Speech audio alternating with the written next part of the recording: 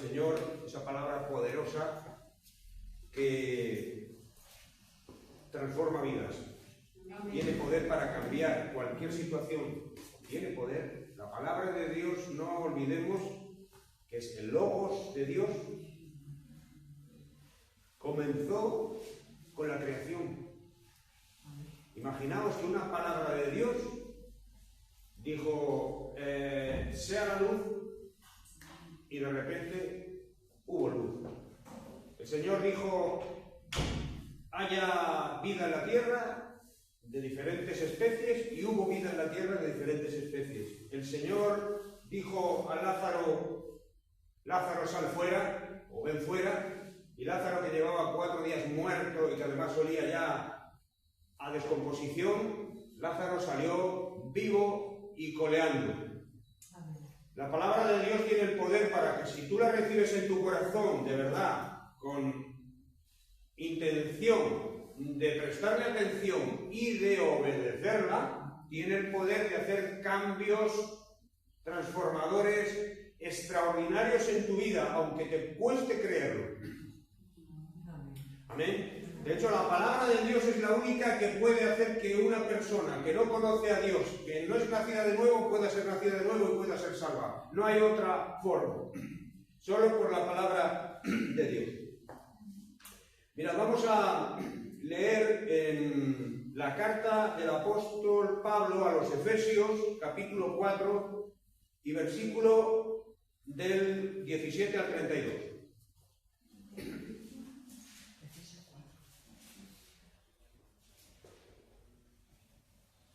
Efesios 4, del 17 al 32.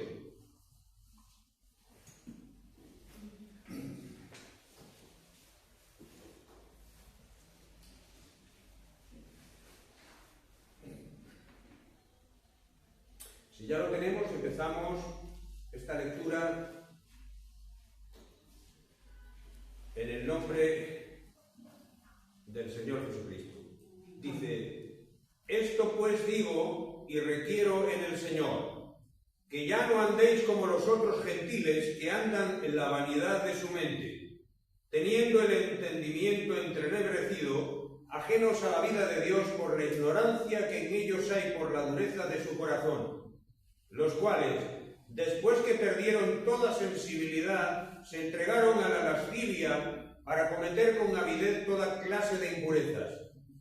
Mas vosotros no habéis aprendido así a Cristo, si en verdad le habéis oído y habéis sido por él enseñados conforme a la verdad que está en Jesús.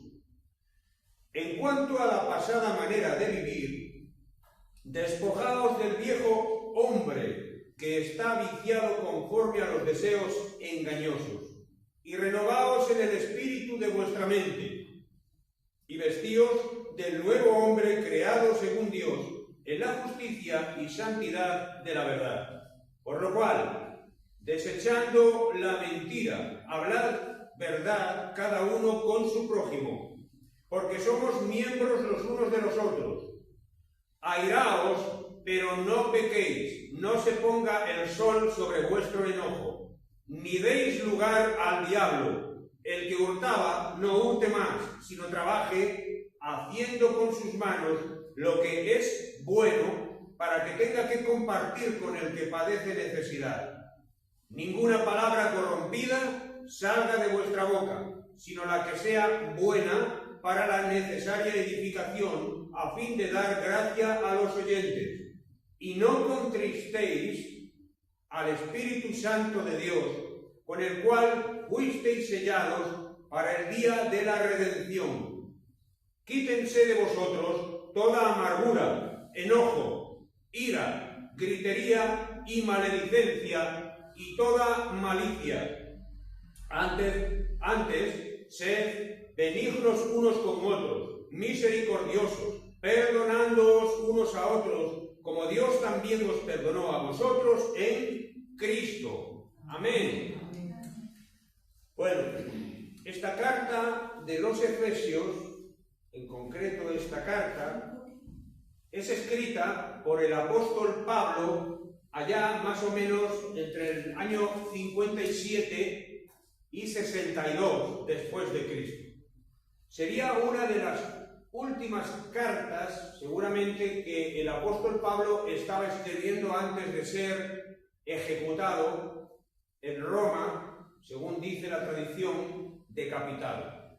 Él continuaba con su amor a las iglesias que él había fundado, él continuaba con la carga de las iglesias, él continúa enviando instrucciones de todo tipo por amor a los cristianos, a sus hijos en la fe. Y esta carta de los Efesios es una carta en la que en principio se exalta la gloria de Dios y la gracia de Dios. ¿Vale? ¿En qué sentido? En el que la salvación no se obtiene por obras o méritos humanos o por justicia personal, sino que se obtiene simplemente como un regalo de parte de Dios. Es la gracia de Dios, a la que se accede por medio de la fe, que también es un don de Dios. Así que en alguna ocasión Pablo tiene que decir: ¿dónde está pues nuestra jactancia? ¿De qué nos tenemos o podemos nosotros enorgullecer en nuestra salvación? La respuesta es retórica: en nada. Todo es gracia de Dios. Así que por eso es que nuestros corazones están, cuando paramos a pensar en esto y nos damos cuenta de la clase de personas que éramos y que sin duda seguimos siendo por nuestra condición humana, aunque seamos salvos, entonces viene a nuestros corazones un sentimiento profundo de verdadera gratitud, porque nosotros mismos reconocemos que no merecíamos absolutamente nada y que todo ha sido por el amor y la misericordia de Dios. Pero en esta parte concreta de la epístola, de la carta, Pablo envía ciertas instrucciones para la iglesia, para cómo podían o cómo deberían de vivir los cristianos de una manera que agradaran a Dios. Y esto puede resultar un poco extraño, ¿no? Que Pablo, el apóstol de los gentiles, el que había fundado esas iglesias, le tenga que decir a cristianos que conocían la Escritura, conocían la doctrina, cómo debían de comportarse. Es extraño, ¿verdad que sí? Pero mira, eso ocurre exactamente 2000 años después. Porque ser cristiano no solamente significa que tú ya has creído en Jesús, por supuesto, en primer lugar, has sido salvo, has nacido de nuevo, has sido transformado, estás siendo transformado de gloria en gloria, estás aprendiendo cada día más de la palabra del Señor, estás creciendo y madurando en el conocimiento de la sana doctrina, pero no solo se queda aquí. El cristiano debe estar abierto constantemente a un autoexamen o a un examen que desde el púlpito se le pueda llevar para que reconozca si verdaderamente está andando como agrada a Dios. Porque en medio de este mundo en el que vivimos, donde todo es relativo y todo vale, donde muchas cosas que antiguamente estaban mal vistas y que incluso eran pecado, y hoy lo siguen siendo, aunque la sociedad quiera maquillarlo un poquito para decir: mira, lo que ayer era pecado y no es pecado, esto hoy está permitido, y como está permitido por la ley, no es pecado. No, hay muchas cosas que la ley permite, como por ejemplo el aborto, que sigue siendo pecado horrible tanto ayer como seguirá siendo hoy y seguirá siendo mañana. Entonces es necesario que estos mensajes, este mensaje de Pablo, sea trasladado también ahora a nuestro tiempo y a esta iglesia, para que nosotros podamos aprender cómo vivir de verdad agradando al Señor. Estas instrucciones son válidas para la iglesia de hoy. El mundo sin Cristo, nosotros ya sabemos que vive como le da la gana. La gente que no tiene temor de Dios, que no conoce a Jesucristo, pues vive según sus placeres, según la satisfacción de sus vicios, ¿verdad? Ellos andan como quieren, creen que el mayor objetivo de sus vidas es pasarlo lo más felices posibles que puedan, disfrutando lo que puedan de la vida, y de sus sentidos, porque al final eso es lo que se van a llevar, ¿no? Pero no piensan para nada que esta vida es simplemente un segundo en lo que podríamos decir una eternidad. La gente del mundo, la gente que no conoce a Jesucristo, no tiene intención ninguna de hacer sacrificios, de retener los instintos primarios que cada uno tiene, porque eso es lo que cree que únicamente va a llevarse de esta vida. No tienen pensamiento ni esperanza en un más allá, no creen que vayan a tener una vida eterna, y si hay algo por ahí, bueno, ya lo veremos cuando muramos. No, los cristianos no debemos vivir de esa manera. Pablo lo dice bien claro en su carta. Los cristianos tenemos que tener una manera diferente de vivir. Debemos no vivir agradando los sentidos, no viviendo en vicios, no buscando nuestro bienestar absolutamente de una manera hedonista en esta vida, sino que debemos de vivir sirviendo y agradando a Dios. La mente de los incrédulos, dice la carta de Pablo, está oscurecida. ¿Qué significaría esto? Bueno, pues que tienen como cuando uno está en la oscuridad no puede ver lo que hay, ¿no? Uno está en una habitación oscura, no ve, y como no tenga cuidado y vaya palpando, se puede pegar con la esquina de un mueble, se puede pegar con cualquier cosa que esté por ahí, una silla, te la llevas por delante, te puedes pegar con otra persona, no la ves. La verdad es que vivir con una mente oscurecida significa andar sin saber por dónde vas. No comprendes nada, no ves nada, simplemente estás dando un paso delante del otro, viviendo un día después del otro, pero sin tener visión ninguna de lo grandioso y maravilloso que hay mucho más allá, solamente con que pongas un poco de luz en tu vida. Esta gente sin Dios es ignorante, tiene el corazón duro, han perdido toda capacidad para hacer el bien, y sí, porque podríamos decir, bueno, yo conozco muchas personas que no tienen a Dios, que no tienen a Jesús en su corazón, pero que hacen cosas buenas. Sí, pero Pablo no se está refiriendo aquí a las bondades que cada uno podamos hacer, ¿no? Se está refiriendo al bien absoluto. Y el bien absoluto no es otro que el querer siempre hacer las cosas como Dios quiere que se hagan.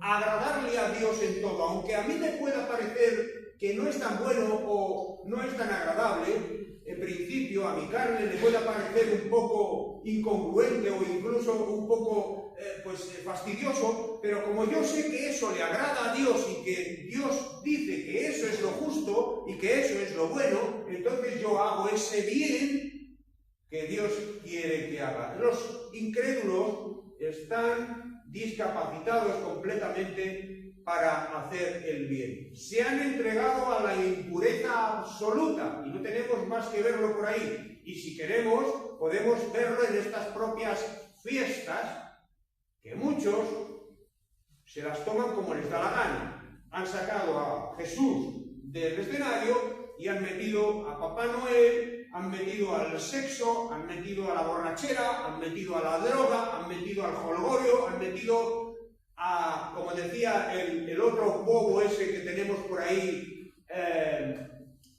que dice que esto ya no son las Navidades, esto es la fiesta del solsticio, Feliz solsticio, felices fiestas, feliz Navidad, señores. Feliz Navidad, donde Cristo sigue siendo el centro y el protagonista de estas fiestas, que se han de vivir siempre con todo el respeto y siempre recordando el hecho fundamental de la Navidad, que es que Cristo vino a este mundo para dar su vida en rescate por todos nosotros. No es borracheras, no es sexo, no es drogas, no es jolgorio, no es hacer todo lo que durante todo el año no haces y ahí parece que hay carta blanca para hacer lo que te da la gana. No. Este mundo se ha entregado a la depravación total y absoluta, a la impureza más absoluta. Y quieren un Cristo a su medida que les permita absolutamente todo. Porque ahora pasarán unos meses y luego llegaremos a la Semana Santa. Y aquí en Jaén y en Andalucía en general, ya sabemos lo que hay, ¿verdad? La gente se pega, literalmente se pega, por meterse debajo de una carroza y por llevar a un Cristo muerto y por llevar a una Virgen y por llevar santos y por llevar yo lo que sea. Y pareciera que son fervientes creyentes cuando absolutamente no lo son. No lo son, porque ser creyente no significa religiosidad, significa una vida de compromiso con Cristo, cada día, cada día. Entonces ellos quieren un Cristo que les permita las borracheras, que les permita el sexo, que les permita esto, que les permita... Pero claro, como Dios sabe que somos débiles, ¿verdad? Pues Dios lo perdona todo. ¿Y quién te ha contado a ti eso? Yo no lo veo en la Biblia por ninguna parte. Yo lo que veo es que lo que el hombre siembre, eso también cosechará. Y que de Dios nadie se burla. Eso es lo que yo veo. Y que también Dios dice que sin santidad nadie verá al Señor. Eso también lo veo. Pero no veo que Dios perdone porque sí, porque es bueno.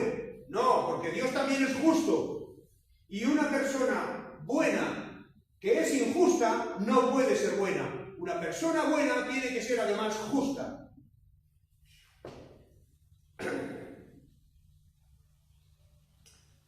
Pablo dice tajantemente: no habéis aprendido así a Cristo. El mundo conoce a sus dioses, conoce a sus creencias de una manera, pero vosotros no habéis conocido así a Cristo. Si en verdad le habéis conocido, como dice aquí el versículo 21, mas vosotros no habéis aprendido así a Cristo. Si en verdad le habéis oído, y aquí la palabra oído sería si de verdad le escuchasteis con atención. Y es tan importante que los cristianos aprendamos a escuchar atentamente a Jesús. Poner atención, no solamente oír, porque oír es una cosa, tú puedes estar escuchando, me puedes estar oyendo a mí hablar. Pero si tú estás distraído o pensando en la comida que vas a preparar o en el problema que tienes y tal, tú simplemente vas a escuchar que aquí hay un tipo que está dando voces y que está diciendo cosas, oyes un ruido ambiental, pero no estás entendiendo, porque no solamente hay que oír, sino escuchar, y escuchar significa meterlo con entendimiento en tu mente y en tu corazón. ¿Con qué propósito? Con el propósito de corregir tus caminos si es necesario y con el propósito de obedecer al Señor en todas las cosas que Él te vaya mandando. Así que nosotros no hemos aprendido a Cristo, un Cristo que nos permite todo, que podemos hacer lo que nos da la gana, no, para nada. Ahora Pablo recuerda varias instrucciones de cómo deben de comportarse los cristianos y vamos a ver algunas de esas instrucciones. Por ejemplo, la primera instrucción, él dice que hay que despojarse del viejo hombre. ¿Qué significa esto? Despojarse del viejo hombre sería, o de la vieja mujer, del viejo ser humano, ¿no? Nosotros hemos venido a este mundo de una manera. Nacimos de nuestros padres, crecimos en un ambiente concreto, recibimos ciertas instrucciones y cierta educación y enseñanza, la cultura también nos impregnó. Somos lo que somos por lo que vivimos. Pero cuando vinimos a Cristo, se produjo por medio del Espíritu Santo lo que es, la Escritura dice, el nuevo nacimiento con el que ya no estamos a oscuras, como este mundo, sino que podemos ver las cosas del reino de Dios. Como dijo Jesús a Nicodemo, si no naces de nuevo, no puedes ver el reino de Dios, porque tienes una niebla oscura ahí que no te lo va a permitir ver. Necesitas nacer de nuevo, dejar que el Espíritu Santo obre en tu corazón y te abra los ojos del entendimiento y transforme tu vida para que te dé vida espiritual y así tú ya puedas ver las cosas y entender las cosas espirituales. El versículo 22 de ese texto dice: en cuanto a la pasada manera de vivir, despojaos del viejo hombre que está viciado, que está corrompido. está corrompido conforme a los deseos engañosos. Y dice el 23, y renovaos en el espíritu de vuestra mente, cambiar vuestra manera de pensar. Ya no lo hagáis como lo hacíais antes. Ahora en Cristo debéis de pensar de otra manera, de una manera santa, de una manera inteligente, de una manera que siempre busque la gloria de Dios.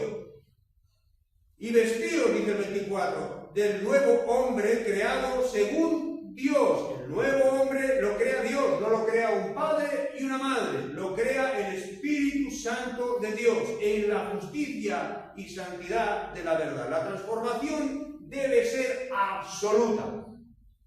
Mirad, muchos vienen a la iglesia, algunos son impactados por el ambiente, por el trato de otros cristianos.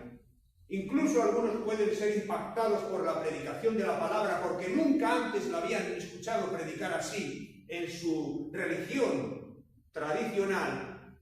Pero quieren lo bueno de una cosa y también lo que ellos consideran bueno de la otra. Y muchos se pegan años viniendo a la iglesia, haciéndose pasar por cristianos, pero verdaderamente no creciendo ni madurando absolutamente en nada, porque prefieren también vivir una doble vida de mundo donde no quieren renunciar a una vida y tampoco quieren renunciar a la otra. Y si tú no renuncias a la vida en el mundo absolutamente y te despojas de ese hombre carnal, de ese viejo hombre o vieja mujer, de esa vieja personalidad corrompida, tú no puedes crecer en Cristo. Hay un pasado del que despojarse para seguir adelante. Si no te has despojado todavía de ese pasado, de esa vida, de esas costumbres, de esa personalidad antigua, es el momento que empieces a pensar en hacerlo radicalmente. ¿Por qué? Porque con el pecado no se negocia. El pecado no te va a conceder ninguna benevolencia. El diablo no te va a conceder, no te va a permitir que tú puedas ir o venir. En el momento que menos te pienses, el diablo te da el zarpazo. Hay que cambiar la manera de pensar y adoptar una nueva personalidad en Cristo, de justicia, de santidad y de verdad. Amén. Hermanos, un cristiano tiene que pensar en ser justo.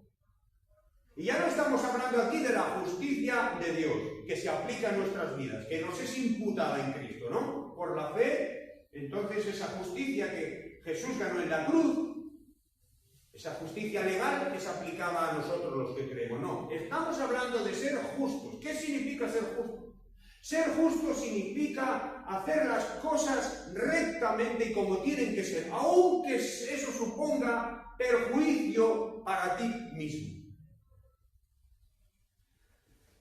Mirad, hay muchas maneras en las que uno puede mostrarse justo en el mundo en el que vivimos. Y todos vamos a llegar en algún momento a tener que tomar una decisión correcta, aunque sepamos que puede resultar un poco perjudicial. Pero nosotros queremos hacer lo que es justo y precisamente eso es lo que denota un testimonio poderoso de impacto en la sociedad injusta en la que vivimos. Mirad, os contaré un caso particular para poner un ejemplo. Una vez yo trabajando estaba haciendo un servicio que se pasaba o se iba a pasar 15 minutos. 15 minutos nada más. Pero hubo alguien que dijo, yo voy a poner que en lugar de llegar a las 14:15, terminar el servicio, voy a poner que hemos terminado a las 15, a las 3 de la tarde. Y todos estuvieron de acuerdo. Pero yo dije, no. Y había un problema, y es que el jefe del equipo era yo. ¿Cómo que no? No. ¿Pero por qué? ¿Por qué no? Porque si vamos a tardar 15 minutos, con 15 minutos no te pagan extra, una hora extra más. sino cuando cumples una hora. Ya, pero se puede hacer, todo el mundo lo hace. Yo no. Y ellos sabían que yo era cristiano. Digo, mira, os voy a decir una cosa. Eso íbamos en carretera, Íbamos en carretera. Yo prefiero que cuando a ti Pedro te diga esto es blanco, o tú digas es blanco porque lo ha dicho Pedro, y si te digo que es negro, tú digas es negro porque lo ha dicho Pedro, a que tú no me vayas a creer. Yo prefiero, antes que tú veas que yo soy claro, sincero y justo, aunque, y además te digo, ¿qué nos va a suponer esto? ¿Voy a vender yo mi honorabilidad por 20 euros? Entonces ellos empezaron a pensar y dijeron, pues sí, es verdad, tiene razón. Es verdad, si es que este tío es muy justo, este es demasiado justo. Eso forma parte del testimonio que se siembra en estas ocasiones y de estas maneras. Eso es ser justo en medio de esta sociedad corrompida. Eso es lo que puede impactar y cambiar, porque ¿sabéis qué dijo Jesús? Vosotros sois la sal de la tierra. ¿Y qué dijo más también? Vosotros sois la luz del mundo. Si la luz se esconde, si la sal no se le va el sabor, ¿para qué sirve? ¿De qué sirve un cristiano viviendo en medio de una sociedad corrompida si eres igual que ellos? Por eso, hermanos, debemos de esforzarnos en despojarnos de ese viejo hombre. Ya no somos como ellos. Por la gracia de Dios somos diferentes. Ahora tenemos una misión y debemos estar orgullosos de que Dios en su gracia haya pensado escogernos a nosotros, seres débiles, que no merecíamos absolutamente nada lo mismo que los demás, pero por su gracia nos alcanzó y nos ha hecho embajadores del reino de los cielos para dar testimonio de poder en este mundo. Entonces nosotros debemos de vivir en justicia, debemos de vivir en santidad. ¿Qué significa vivir en santidad? Vivir en santidad significa la apariencia externa, tener comedimiento con las palabras, hablar más lentamente, más bajito, más... No significa eso. Vivir en santidad, es vivir apartado del mundo y de la maldad, y significa andar como Dios quiere que andemos y andar en verdad. La verdad es fundamental. Mirad, la verdad cuando deja de ser verdad, mira, un cristiano que miente y que los demás del mundo saben que miente, es lo peor que hay. Más vale que te calles y que no digas que eres cristiano. Hay que decir siempre la verdad.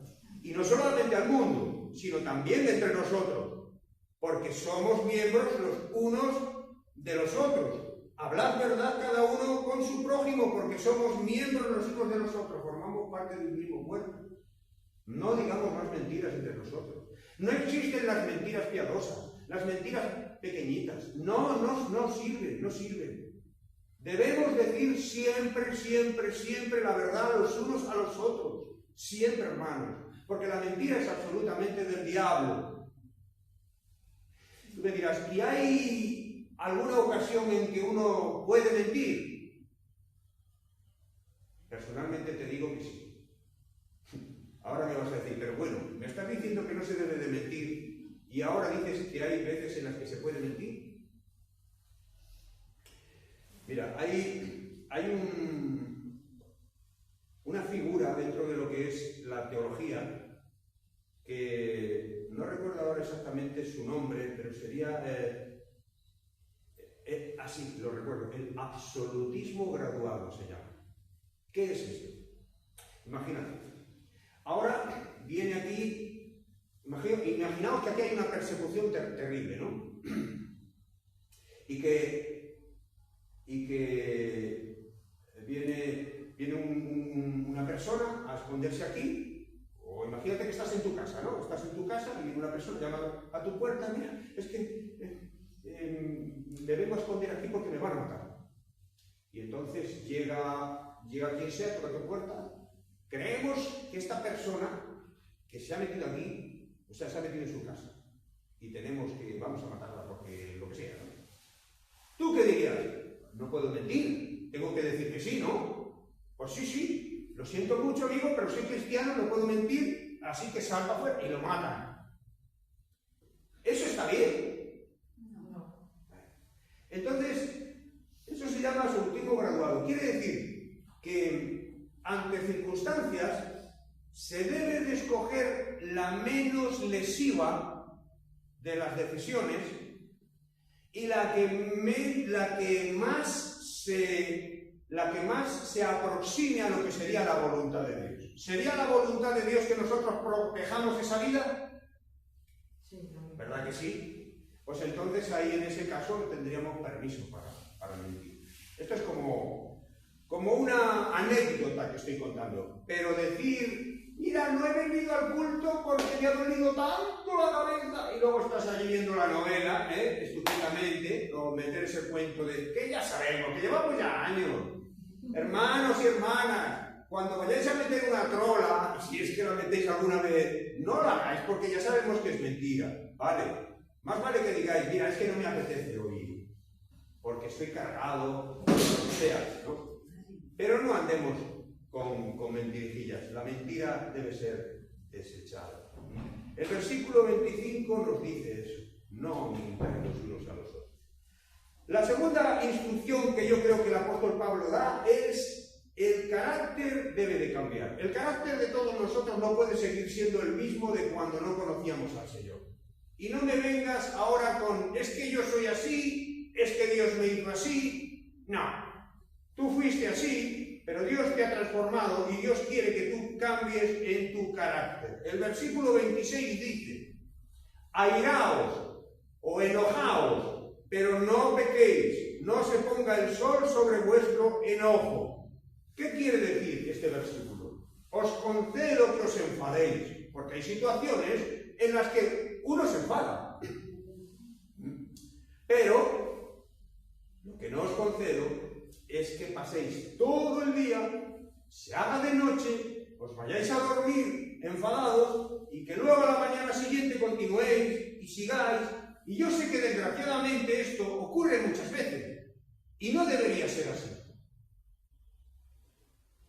La Escritura dice, Pablo dice, que se nos concede que nos enfademos. Hay situaciones que enfadan, pero no podemos permanecer con ese enfado en nuestro corazón constantemente, porque somos llamados a perdonarnos los unos a los otros, ¿no es eso? Hay que perdonar. El Señor dijo que había que perdonar, ¿no?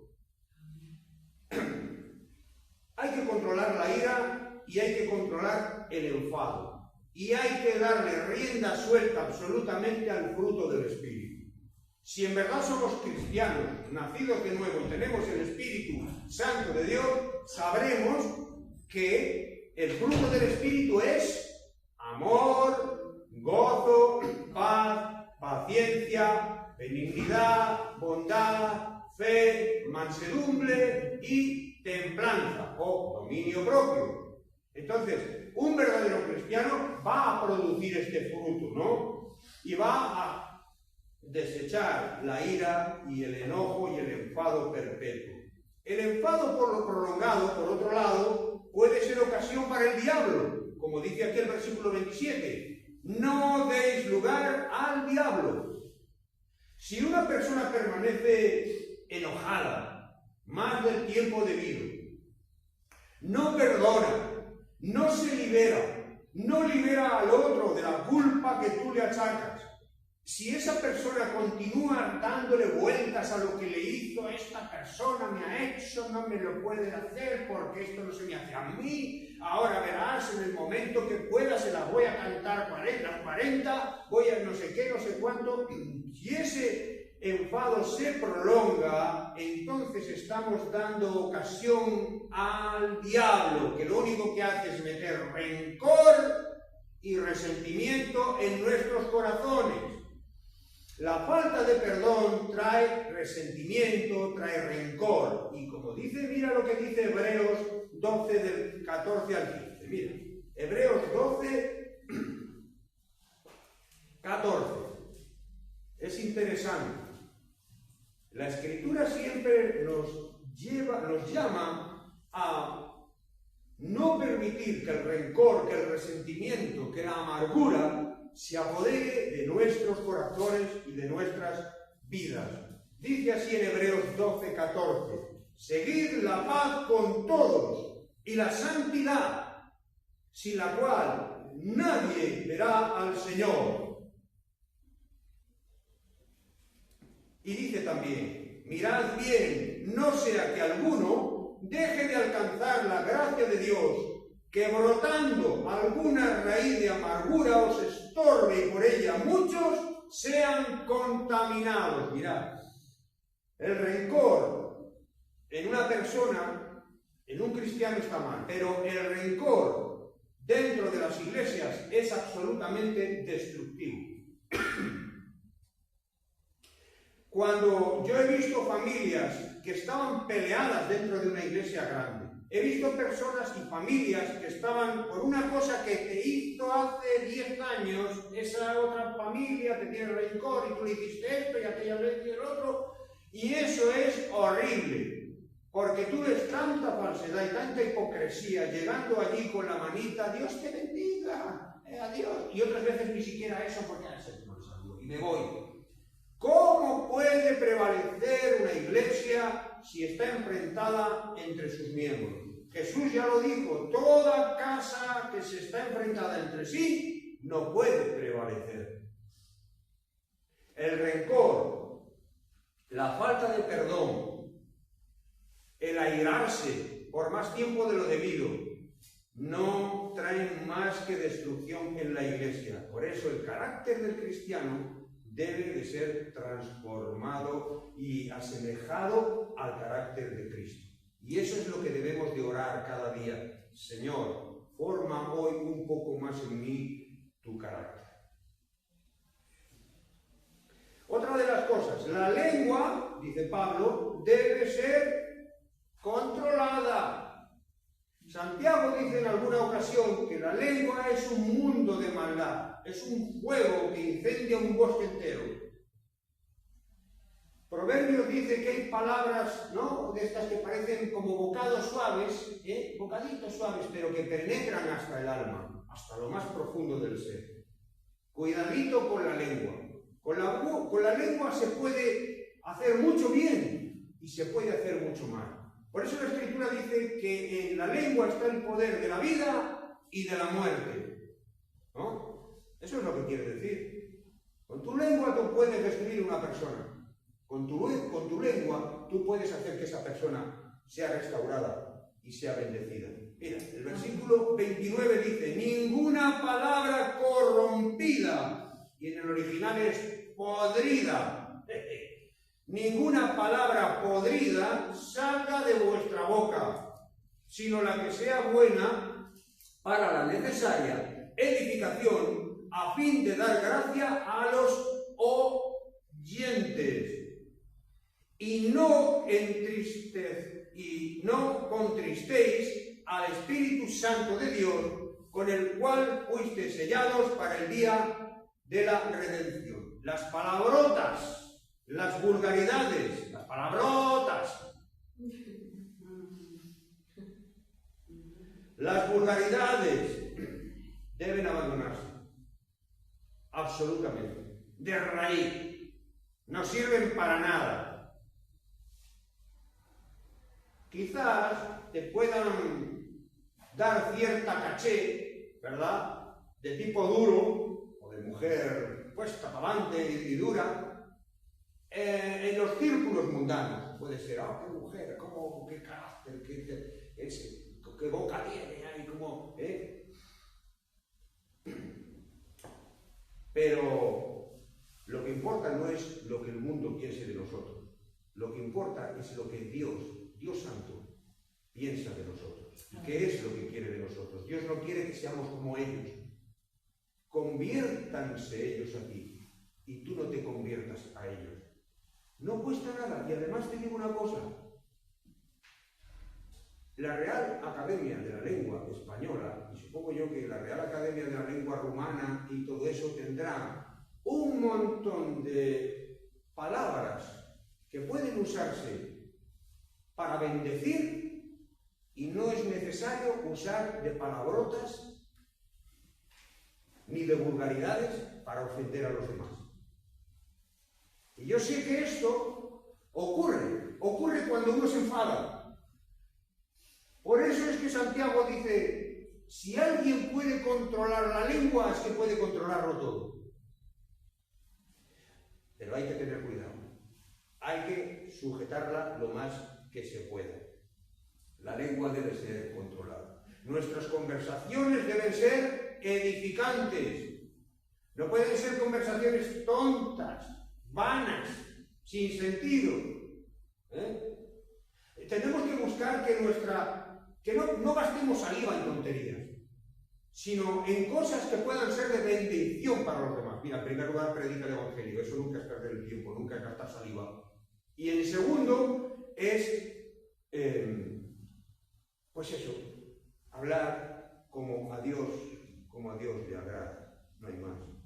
El cristiano debe de hablar de otra manera. Y si no lo hacemos así, estaríamos haciendo algo que a mí particularmente me preocupa mucho, y es entristecer al Espíritu Santo. La Escritura dice, y no contristéis, no entristezcáis. ¿Sabéis? Cada vez que estamos comportándonos y hablando como el resto del mundo, estamos entristeciendo a Dios. Y nosotros no queremos entristecer a Dios, porque lo amamos. No es eso. Amamos a Dios. Y por eso, por gratitud, queremos siempre agradarle. Mira, yo jamás hubiera dicho una palabrota delante de mi padre. Mi padre no es que era aquellos que decías una palabrota y te metía una bofetada, no. Pero yo no tenía tanto respeto que yo no era capaz de decir una palabrota delante del muchacho. ¿Por qué? Porque le amaba, porque le respetaba. No por miedo. Otra cosa, ya la última, que vemos una instrucción que el apóstol Pablo da a la iglesia de Éfeso, es que fuera todo lo que no nos identifique como hijos de Dios. Fuera todo. Haces algo en tu vida, te comportas de una manera que no te identifica en el mundo como hijo de Dios. Es decir, nadie te señala, aquel es cristiano, o aquel me ha dicho que cree en Jesús, aquel va a la iglesia.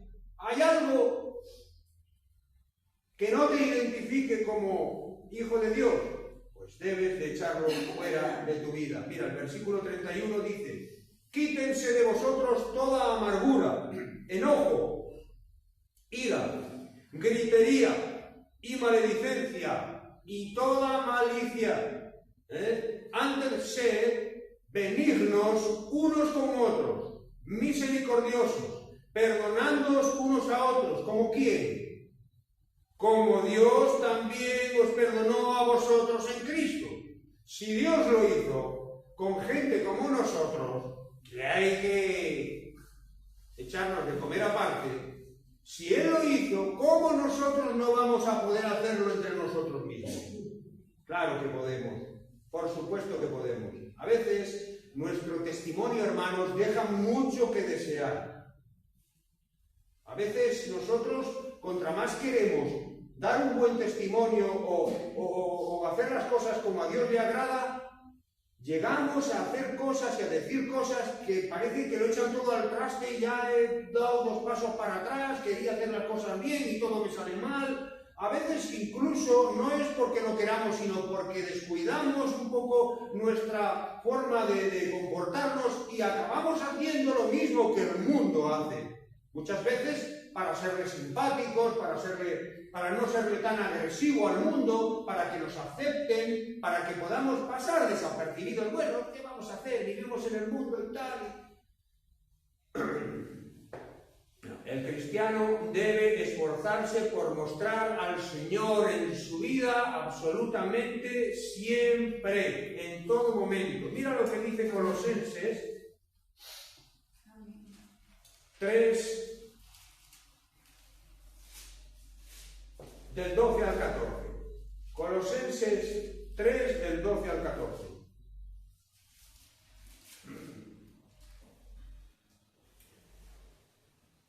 Dice de esta manera: vestíos pues como escogidos de Dios, como santos y amados, de entrañable misericordia, de benignidad, de humildad, de mansedumbre y de paciencia. ¿Cuántas veces nos falta la humildad?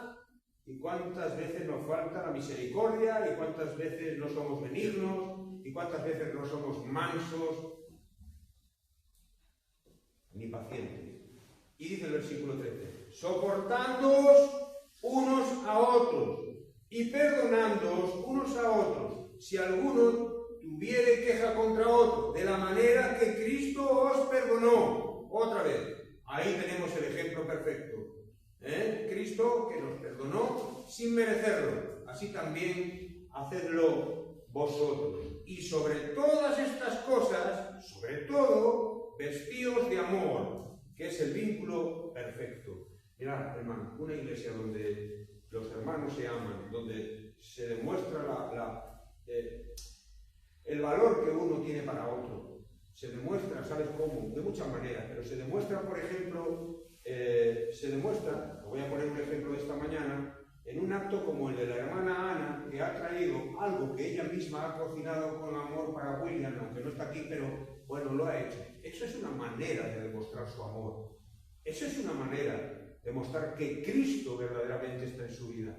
Loli también, cuando hace esas tartas maravillosas para que las disfrutemos, y esas comidas en las que se pega horas y horas haciendo, y están tan buenísimas. Esa es una muestra también de amor, todo eso. Ese saludo que tienes por la mañana, tu presencia simplemente aquí por las mañanas, el domingo o el jueves por la tarde, esa es una muestra más de amor al hermano, aparte del amor a Dios. Hay tantas formas de demostrar el amor a Dios, y donde hay amor, donde hay armonía entre los hermanos, allí es donde Dios le gusta habitar. Allí es donde Dios, cada culto, le gusta estar con su espíritu para bendecirlo, porque se siente a gusto en medio de un pueblo así. Amén. Y que todo lo que no muestre al Señor o no le glorifique a Él, eso debe ser echado fuera. Simplemente, ¿por qué? Porque es del diablo. El mundo entero está bajo el diablo. Nosotros no, porque salimos de ahí. Dios nos sacó de ahí. Pero todo el mundo, todo lo demás, todo lo que no es digno de Dios, es del diablo. La vieja personalidad debe ser sustituida por una nueva que refleje a Cristo. Ya estamos terminando. Vieja personalidad fuera, una nueva que refleje a Cristo. Nuestro carácter debe cambiar. La lengua y nuestras formas deben demostrar nuestra pertenencia al Señor. Nuestro testimonio debe ser claro, evidente y bueno. Y en definitiva, la santificación debe ser real, firme y progresiva. No podemos quedarnos ahí en lo que hicimos ayer, no podemos quedarnos ahí como cristianos en lo que éramos antes. La vida del cristiano es una progresión. Vamos creciendo. Amén. Amén. Que el Señor os bendiga. Amén.